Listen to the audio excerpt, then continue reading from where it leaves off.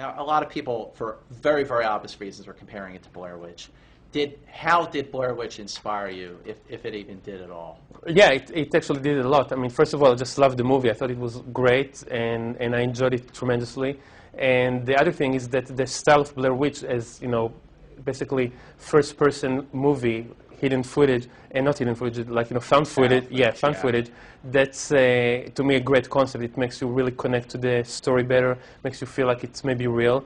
And the other way it inspired me is just because of the story behind the story, how it's just, you know, a bunch of young filmmakers, they raised a little bit of money, they got a camera, they got a cast, and they shot a movie. Right. And the same story is Open Water, for example, which was just a couple that shot the movie.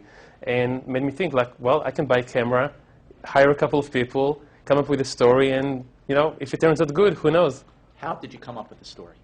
The story started when I moved to the new house. And I started hearing like little creaks at night and stuff that I wasn't used to. And most of it was probably just like normal, regular stuff, the house settling. And we did have a couple of weird things happening. And I didn't necessarily think, okay, it's got to be supernatural. But it made me think, well, what if you set up a video camera and let it run at night? And if something goes on, you know what happened.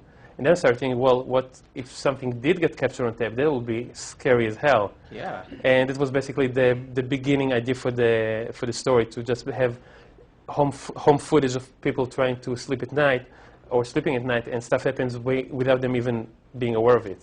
To have someone like Steven Spielberg say, hey, your movie scared me, I mean, does it get better than that?